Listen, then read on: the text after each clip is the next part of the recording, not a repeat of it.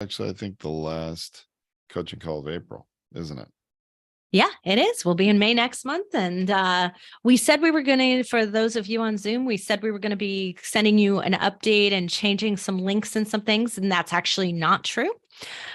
We've gotten some exciting new Zoom upgrades that we're getting access to. And so we're going to wait a couple more weeks before we make all of our changes to our.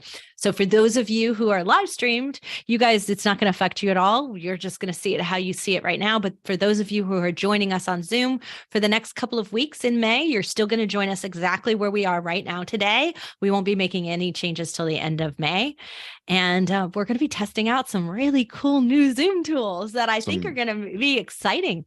They're getting a little bit more like StreamYard, and honestly, their big goal is to be more like Wirecast, but without all the problems, without all the complicated tech, right? Yeah, I'm really thrilled about that. So we've got a now, how do we say, fostered a larger, more deeper relationship with Zoom, and as a company, we're using a lot more features of Zoom that are not your common have a video meeting. And so there's a lot they're giving us access to in a beta sense, and it's gonna create a better user experience for our customers and some more opportunities, I believe, down the road for our customers to save if they use Zoom. So we'll be, obviously letting everybody know about that. But one of those things is we're going to be changing the kind of webinar we're using for this meeting eventually, but that'll be later in May because we don't want to change it twice on everybody. Yeah, exactly. When we change it, we just want to change it once. So, Yep. So we're doing that. Yeah, but then we're getting to test out some really cool stuff. Like, I mean, we won't be using it all in the initial days, but some stuff that you could use to create large events and essentially keep running courses through Zoom instead of having it to be separate. There's some really cool stuff going on. So essentially, I think you could get rid of Eventbrite, your course program, and your you wouldn't want to get rid of YouTube, but you could create an additional archive. Well, there's different things regarding opportunities for replays and things too, yeah, within the that's Zoom a little system. bit different. Yeah, it's a little different. So anyway, we're actually all into this, having fewer tools as a company to use. We like the idea of that, and the pricing of bundling all this stuff makes it a lot cheaper. So we're headed. Yeah, it's interesting. Like, this is a good conversation for everyone. We'll just go a little bit deeper into it. But just thinking about this, it's like when you talk about your what they call MarTech stack, right? Your stack of marketing technology, it gets too complicated at some point. You have your CRM for your customer database. You have your email program that you use. You have the forms program that you're using to put forms into, do surveys and all kinds of other things. Then you have your where you're recording your content creation, all of those things that you're doing. You might have your course program. You might have all of those things start to add up, not just in cost, but in complexity. And you're going to hit a point where that complexity, one thing breaks, it takes down everything.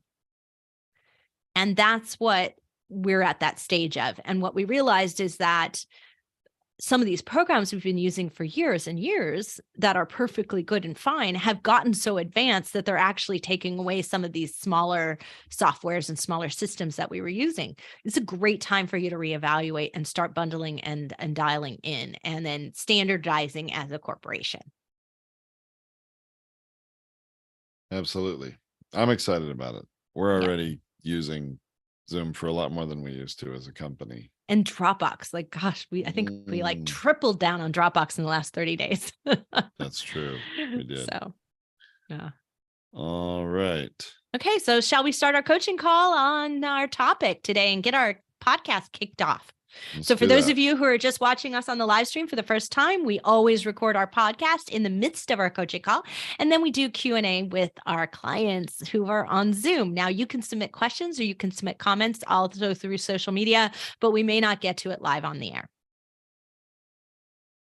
All right. You ready? I'm ready. All right. Hey there, welcome to Feed Your Brand. I'm Tom Hazard, along with my co-host Tracy, and today we're going to talk about your podcast show name. More specifically, is your podcast show name secure? Mastering copyrights and trademarks to safeguard podcasts' success. I tell you, Tracy, this is often an inquiry subject by new podcasters, especially. Do I need to trademark my name? Do I need to copyright this or that? And there's a lot of concern around it, I think. But there's also, I think, a lot of there's a lot of uncertainty, but there's also, I think, some things people need to understand so they can make some good decisions.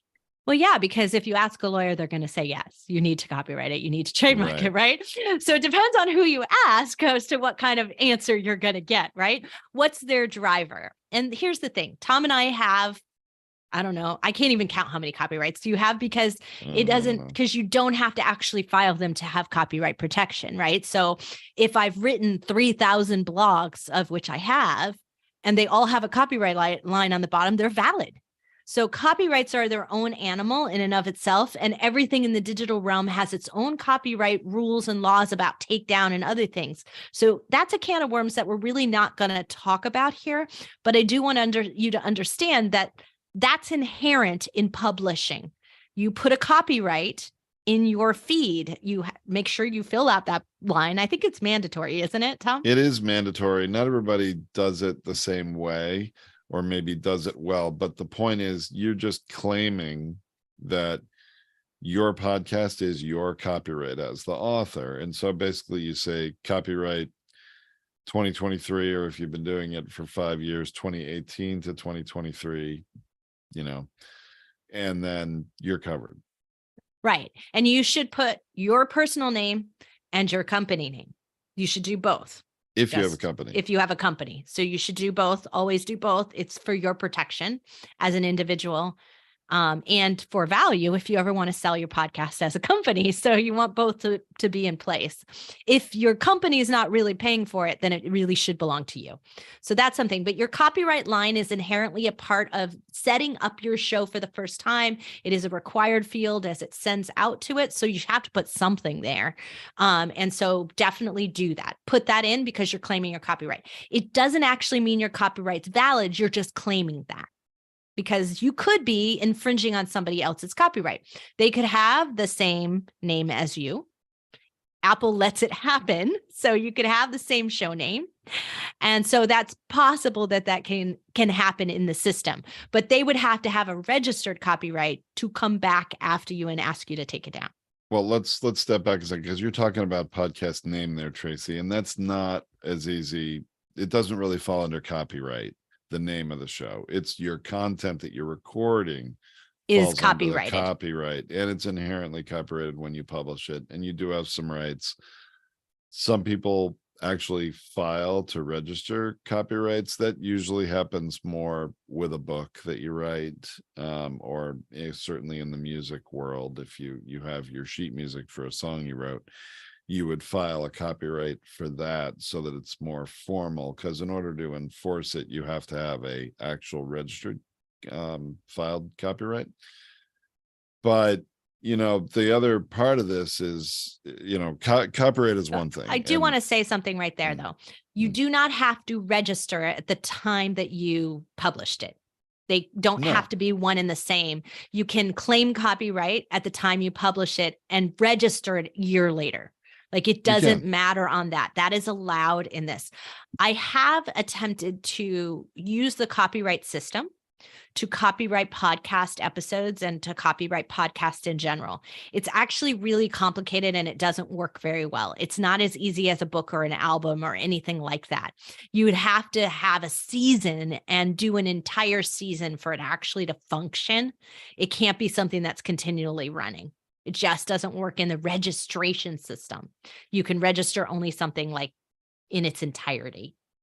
So it's not the most practical thing to do, but the copyright laws are there to protect your original work from being copied without your permission. You actually give a lot of copyright permissions away to the listening apps. When you register your show, you're giving them the authority to republish, to distribute your stuff. And many of them, you're giving them a right to cut up your episode and add ads in it too. So you're giving them right to alter your copyright. So you do need to recognize that just by publishing publicly and then submitting to Spotify or Apple or any of those places, you're giving away a lot of distribution rights in this kind of case. You're not giving away the copyright to its ownership, but you're giving an allowable use. Right. And, that's for most podcasters, that's a good trade-off. You want your show to be distributed and available on Apple or Spotify, where people are going to be able to find it and listen. And so there is an exchange of value there that I think makes sense. What I think more people are probably concerned about and interested in regarding your podcast show name and is it secure is when it comes to trademarks, because that's really what applies there to the name. Right. Copyright doesn't really apply to the name itself. It's just, there's lots of similar phrases, similar words. It's too short. You have to look at it from the trademark perspective. The problem is, Tom, and we know this well, is that Apple allows duplicate names. Every listening app allows duplicate names. There is no gatekeeper. To use an old phrase from the turn of the century, there's no legal controlling authority of podcast names. Very much unlike website URLs, where it's either available and you can buy it, or it's not available and you can't.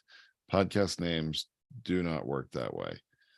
So yes, very often, even if, let's say, you did trademark your podcast name, which is something you can do or you can attempt to do, and we know people that have done it. Even if you do that, the listening apps don't keep any record of that, and somebody can publish another show with your exact same show name if they want to. Now, if you have a trademark that's registered for that, then you can get in touch with the listening apps and force them to take down that show or make that show change its name. That gives you the power to kick someone out of your territory on the name. Most people don't do that, though. Right. And it's actually more complicated because it doesn't follow under what they call the DCMA rules, right? So the Digital Copyright Act. And so it doesn't follow under those rules because it's trademark and not copyright. And so because of that, you can send it to the app, but the app has they don't have to act on it. So what you actually have to do is go to the other host and their company and send a cease and desist, basically. And so you have to insist that they take it down because the app is passive. Remember, the app is playing what's in a feed somewhere. Now, we've never had it happen that someone sent it to us as the host, as Podetize, the host of a show, like not hosting a show, right? But being the actual distribution arm for that show. We're not the author. We're the distribution arm, right? Because we put out the feed for you. But in that, no one's ever asked us to take down a show because of trademark. It's not happened. No. We have had a trademark dispute, though, for a show with the name Entrepreneur. And we've seen it happen multiple times. It's not the first time.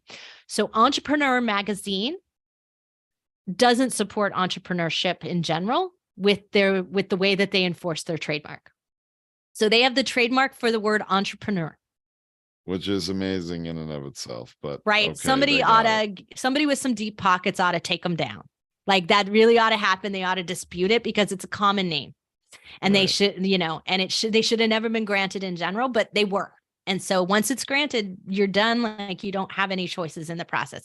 It's granted. But it's not just entrepreneur they've also gone and done blanket trademarks on entrepreneur combined with other words.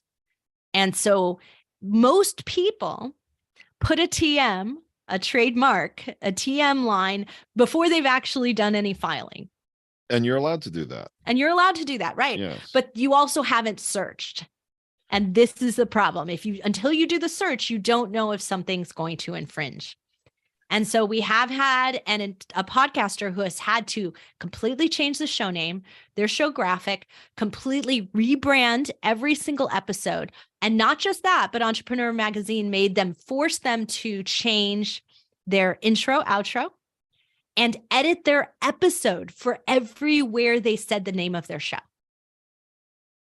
So, and let's go into, again, sort of the why here. Entrepreneur, right or wrong, has a registered trademark on the word entrepreneur, and they don't want brand confusion, or what they believe might be brand confusion, and they try to kick everybody out of using the word entrepreneur in a podcast title, name of a show, and or titles of episodes and things like that. They actually have people looking for this and finding shows. And obviously, like Tracy explained, we have a customer that had to deal with the pain in the neck of, after launching and publishing, I don't know how many, 15, 20 episodes, had to change and rebrand everything, or face entrepreneur and deal with the threat of being sued. And of course, they have pretty deep pockets compared to an independent podcaster.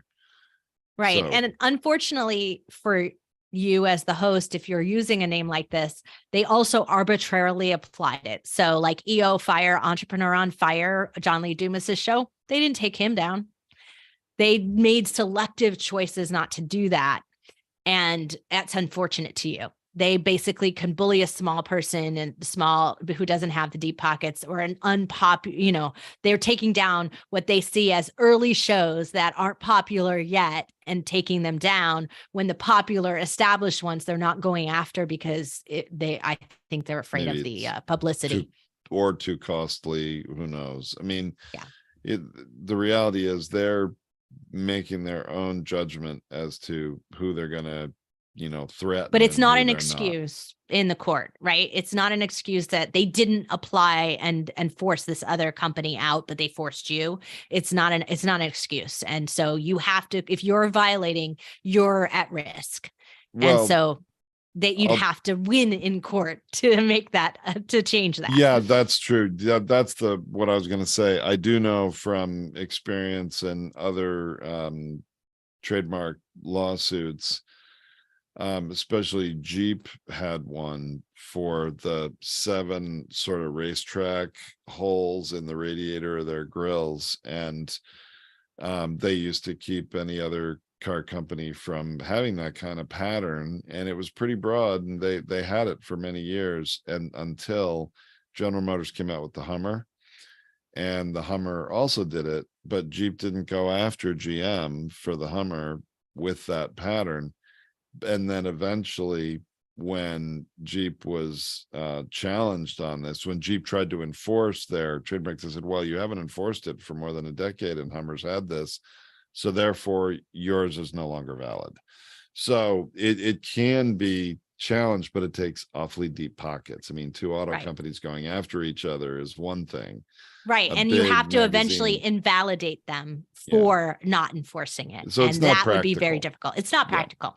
It's faster just not to do it. But here's the problem. Most of you name your show, you fall in love with the name, and then you never checked it. And that's what creates a security problem, if you want to call it that, right? That's what creates a liability issue for you, that you want to trademark it, but you never checked it. So you don't even have a right to trademark it because others exist out there, or names that are too similar, or a lawyer will come back and tell you when the search came up and popped up and you really can't trademark this. So let's explain what that little TM means on the end of a name. You basically, by putting that there, and anybody can do it, you're telling the world, I intend to register this name as a trademark. That's my intention. I'm in the process. And if you who see this, anybody has a problem with it, you need to make yourself known. You need to complain. You need to, voice your opposition to it while it's in this TM state before it gets registered, because once it's registered, then the person who has the registration has all the power. So anybody can just put TM on a name and you're claiming, hey, I'm intending to trademark this. That's what that really means. When you have an R, you've got the trademark and the power. Okay. Yeah. So right over Tom's shoulder, if you're watching this video, you can see the R on our Podetize, right? And we put the TM, and we also filed right away on it because it's the name of our company. It's the name of our URL. We had already done the search before we named the company this, because we didn't want to get into having a problem and the expense of having printing things and planning on this and building everything around a name. You wouldn't do that. But a show is experimental sometimes. So you don't really know if you're going to deep dive into it, if it's going to be worth it, if it's going to be the name you're going to keep. It's not necessarily worth trademarking yet. Yet is a good word there. I mean, here's the thing. When it comes to podcast names, I do think there's while in some ways it's a little bit of the Wild West where you can do anything you want to, even if someone else has the same name. The reality is there is kind of this natural selection that happens where you're launching a new show, you search on the name you want, see what other shows you find that have the same name, or if they don't have related names, similar names, you sort of view the landscape. You think to yourself, well, it doesn't make sense for me to have the same name as this other show most of the time, so I'm going to choose a different name. So, I mean, of course, we covered that in a sense. previous coaching call-in episode. So like, if you want to hear about what happens when a similar name or, you choose a similar name, we've got a whole show on that. That was last week. And there may be a good reason why you want to draft off someone else's success and have not the identical name, but a similar name. Yes. So you want to look at that other episode for that. But most of the time, this is a self-correcting situation. And people generally don't want to have the same name because it causes confusion. And it makes a difference if you want to have a domain name for your podcast website that's the same as your show. And that's also not a requirement. It is a strategic choice. Sometimes it makes sense. Sometimes it doesn't. Sometimes it doesn't matter at all. Right. So let me tell you a little bit about what I did with the binge factor. So the binge factor is, and I'm going to turn my microphone so you can see the logo. That's the binge factor logo right there. It's pretty unique. It's pretty clear as to what it is, and it stands out, and it's unique in its look. You can trademark that logo in the way that it is. I chose not to do it. I actually because I was able to, because it's considered audio is considered like an album. So I put together a grouping of episodes and I copyrighted it. And I decided to copyright the binge factor because everything that I do is digital here. Nothing's going to be printed. I'm not going to go out and make swag. I don't care about those kinds of things. It's not the name of our company. I didn't want to spend the expense, but $50 seemed worth it. So I decided to copyright it, and I copyrighted it like it was an album cover. And I copyrighted it with also episodes that went in and under it in like a selection, if you want to think of it like that. So like as if it was a selected album of it. And I was able to get that. It's a registered copyright. It is easier for me to to take down someone with the binge factor name because of that. Because all I have to do is say, I have a registered copyright. Here it is. It says the binge factor. Take it down. In the copyright, it actually shows it without the logo. It also does have it with the logo too, which is kind of interesting. Like it has it both ways, but it's basically like I was able to copyright the binge factor. And so as a name, as a title, because it's an album, because it's an audio program, it's a radio show. If you want to think of it, that's the way they treated it. And so I was able to do that for it because it was unique enough. We were unable to and did not do that with Future Brand. But we chose to put our Podetize bug in the middle of our logo so that you couldn't use brand confusion from the visual, would be unable to do, because that's right in our logo, and that is a registered copyright. A registered registered trademark. Sorry, I said that wrong. Registered trademark. So we chose not to do it for Feed Your Brand, which is the show that you're listening to right now, in a different way, because the name was so generic that they weren't going to allow. The binge factor was actually unusual, and they did allow it because of that. So it's just thinking about what you're going to do with it, how you're going to use it, what it is in the scope of things, and is it worth the amount of money? $50 was like no brainer. Felt like it was worth it for the binge factor for what we're using it for, which is really a training program for all of you, like so that I do what you all do, and you learn from how I handle this and what I do with it. It's in a sense a learning program, and not necessarily something that I'm selling. I'm never going to put ads on it.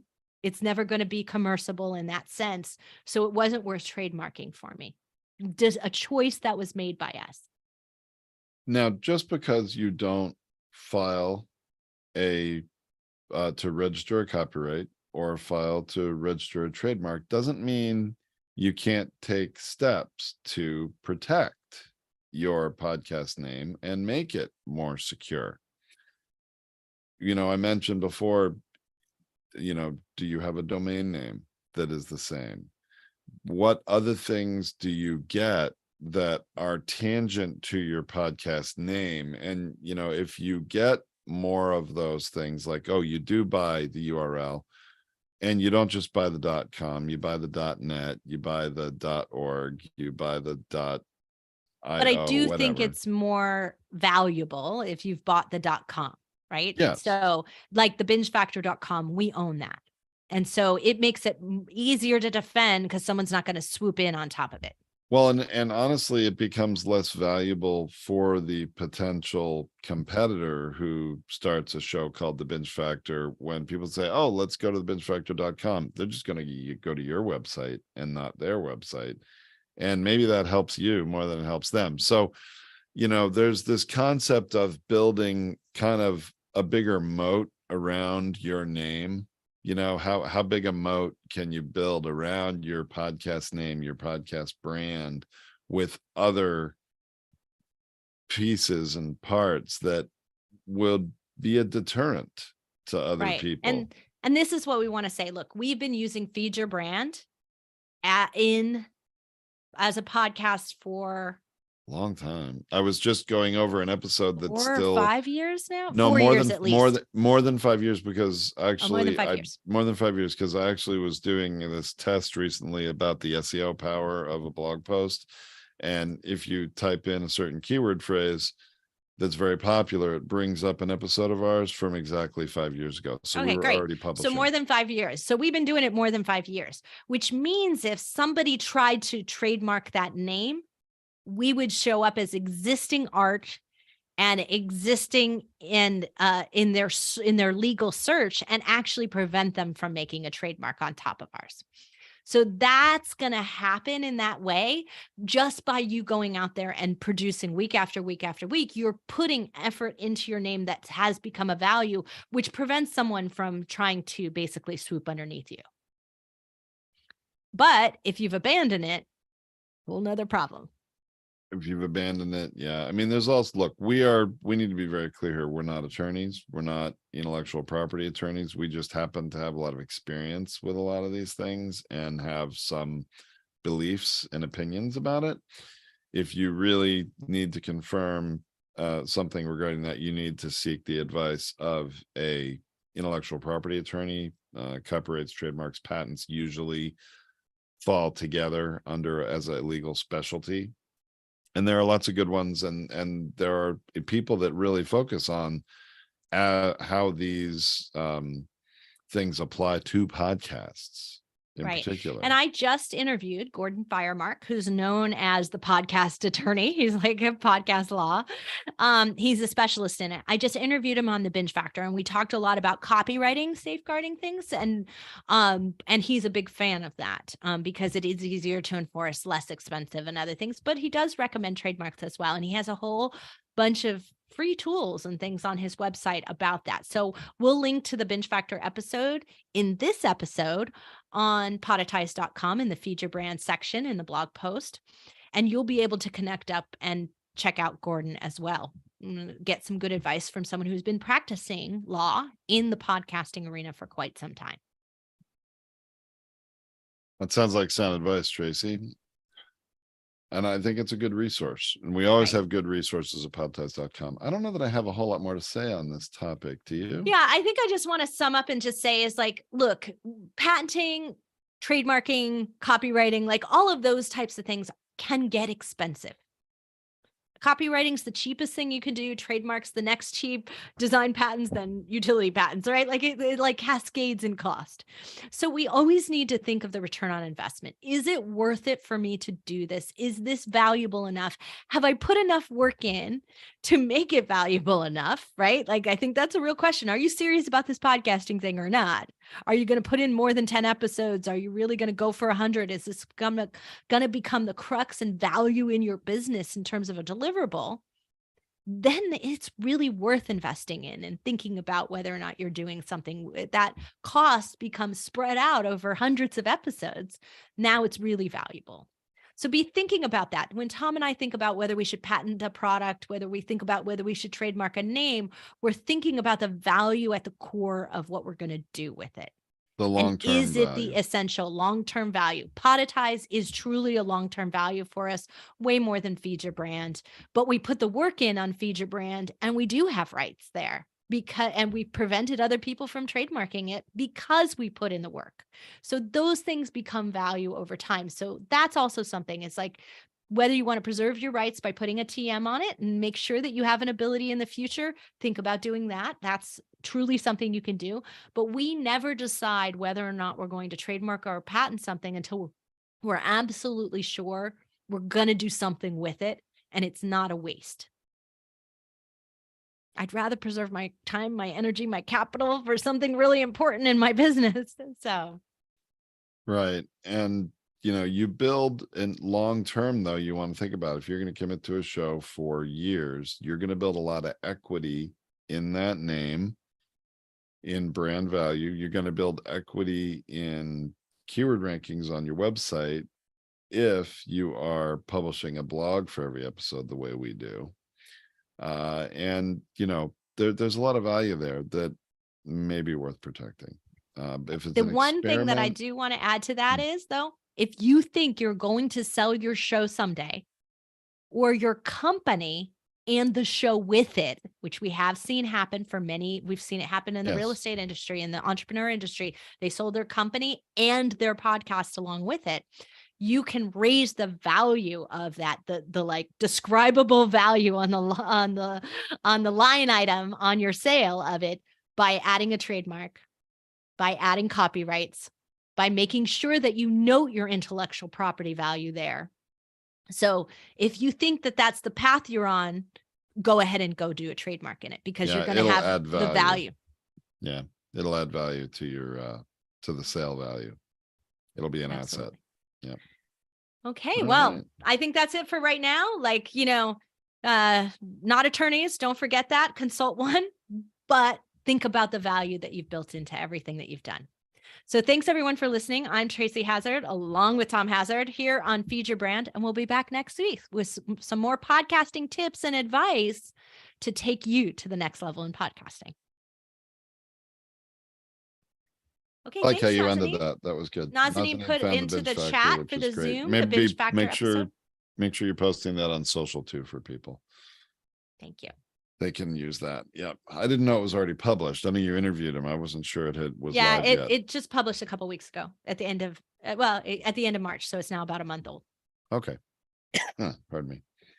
So I barely made it through you that. made it. Your voice. Take a drink, lubricate. Seriously. So how's everybody doing today? You guys have some questions? Oh, LinkedIn. Askia Underwood. Oh, so awesome. She's on LinkedIn, been here 30 seconds, learned something new already. Love her. So we've been connecting. She's amazing. Met her at a great Web3 event, I guess, blockchain event, and very, very cool marketer.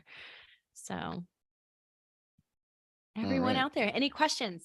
Now, everybody else here has a show that's established. So, in with us in here in Zoom in the webinar, and that's great. So, I mean, you already have a name and it's established and it's got recognition.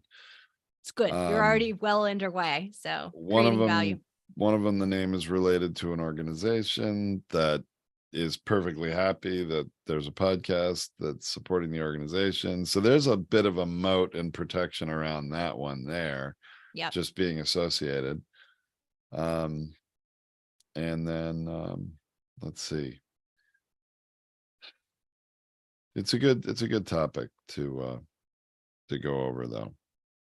So I'm trying to Sometimes think if there's been some other questions recently that I can be answering for you here, because we did have a few. I'm going to just go check so we keep a running list of all questions that are going on. And oops, I went to the wrong place.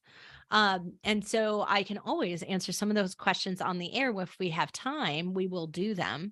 And that way they get back to the person who asked them. And so our team keeps a running list of things. Let's see.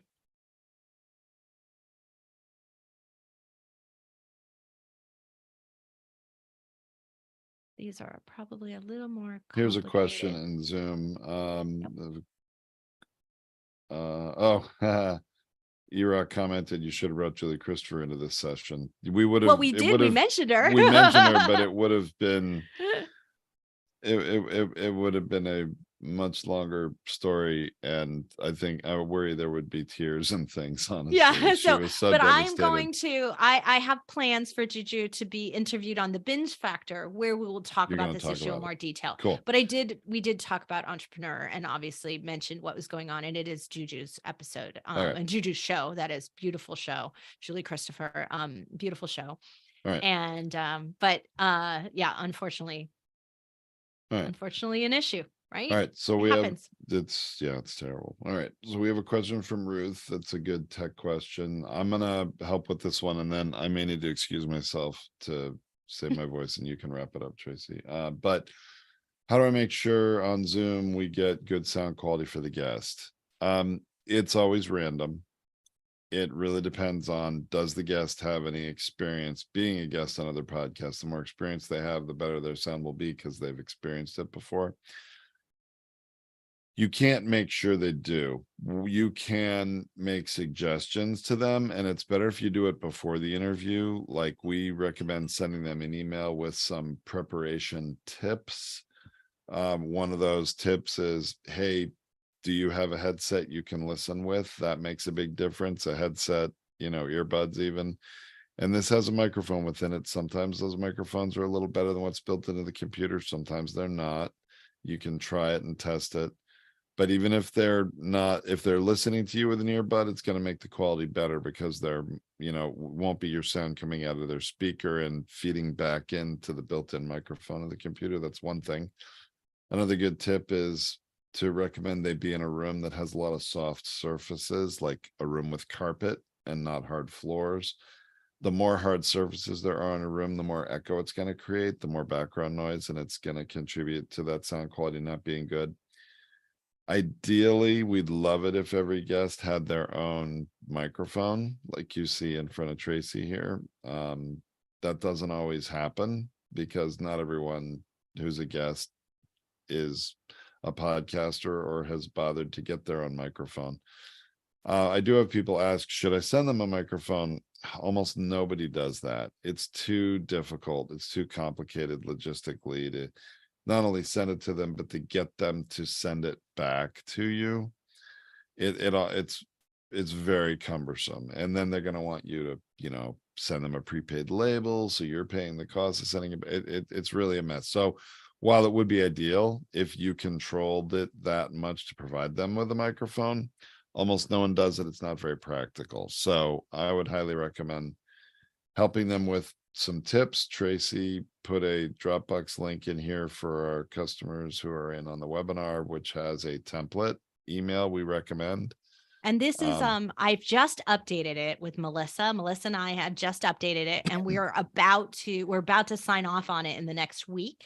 And so we'll actually have a whole new update to the area, and we will send that all out to everyone saying, hey, it's time to update your email notifications, your whole guesting process. We've updated ours and we are going to share this with you. So all of our clients will get that, no matter whether you're doing it yourself or done for you, you're going to get that because it applies to all of you. And when we do the update, we're going to send it out globally to everyone. So this is slightly older, but it's really only about 2 years old. So it's still the same. We just made some slight adjustments to bringing it a little more up to date. But for the prep tips, this is most common things you might want to include. And my recommendation to do it is that I send this prep tips 1 week before. So I don't do it where it's, I mean, if I do it immediately after they book it, it depends on how far in advance you're booking your episodes, right? Like you're booking your guests. Some people are booking them 2-3 months ahead. So they're not going to remember, oh, Tracy recommended a headset. They're not going to remember it 2 months later. So I like to send the prep tips 1 week in advance. A good tip. And then I send a short little in the reminder. That's the 24-hour, the 1 hour. It just has a short, it says, don't forget to have a good mic, be in a good location. We're on video and have a headset. Like, and just, just a little quick reminder of the most important things. But this is a little bit broader. This is if you want to send a single email. That's great. Yeah. And so I do this also, just a reminder. I think that link is not private, Nazanin, because I just think I made it publicly available to everyone. But don't post it on social, please. We'll have, when we do the new one, the resource library one, we'll link that into the social. We'll go back into this post That'll for all be of you. more If you're on easily social and you would available. like the link, message us and we'll be happy to give it to you. Okay. Yeah. So anyway, but to wrap up what I recommend in doing this, and when you send out these prep tips and you do this, is that you customize them for you. Don't use somebody else. Don't use my words exactly. Make sure they're custom for you, that they represent the quality that you're looking for in your show. I have had people who've given me this laundry list of things to prepare for. Mine here is a little bit broader than I actually send, because when I send my prep tips, I know that everybody I'm interviewing is already a podcaster. So they don't need these kinds of things, right? They don't need all this detail. This is the prep tips that we used to use on our WTFFF show, our 3D printing show. While those are technical people, a lot of them weren't experienced in ever giving a podcast interview. It was the first time they ever gave an interview. So sometimes you might want technical tips and sometimes you want interview help tips. And so we give them both. So I hope that helps, Ruth. Oh, I see. Thank you. You're welcome. Anyone else have any questions that I can answer for you? If not, we'll end a little early. Tom had to pop off. His voice is just like, he's honestly been 2 weeks with COVID now and just barely testing negative, but his voice is still suffering from it. So it's been a little rough. For him to speak, that's why I took over last week and did all our recordings. Anybody else have anything? No other comments on social? Thank you, Nazanin. Appreciate that. Nazanin is in charge of our resource library. So any questions you have, none of them are too small. So she will track them. Next week's topic, yep. And just as a reminder, if you joined late, we are not making any changes to the link for the webinar portion. For those of you that join us in Zoom, there will be no change for a couple of weeks because we're doing some fabulous partnership investigation with Zoom, and we're going to do some testing on some things with them. And so before we make any changes, we want to make sure we've got all our ducks in a row with them. So we're going to be doing that. But next week's topic, we're going to be talking about breaking the podcasting rules, breaking some of the rules that Tom and I say here. They're meant in general to keep you from making a lot of mistakes. But if you're going to break the rules, this is something Tom and I learned in art. If you're going to break the rules of the masters, then you better do it really, really well. And we've got some great examples we're going to share with you of people who have broken our rules on the amount of time the amount of minutes and or seconds that an outro should be. Definitely broken the rules there, but did it in such a beautiful way, a funny way that it's worth listening to. So those are the things we're going to talk about, because I certainly don't want what we say here to become gospel for you. We want to make sure that you learn what the basics are, why we recommend them. And then if you're going to break them for a really good reason. and do something exceptional and stand out. So that'll be next week's topic. We've got our topics planned all the way into June right now, but that doesn't mean we can't slot something in. So if you have something important, make sure you reach out to us, help@podetize.com. You can always send us a message anywhere. You can go to our website and submit it one. You can post it right in social and tag us. You can send it right here in Zoom if you're on Zoom, and we will be happy to cover that in a future episode and a future coaching call. So thanks everyone for listening. So appreciate all of you. And hopefully Tom will be all better next week and his voice will be back to its wonderful self. Thanks everyone. Take care.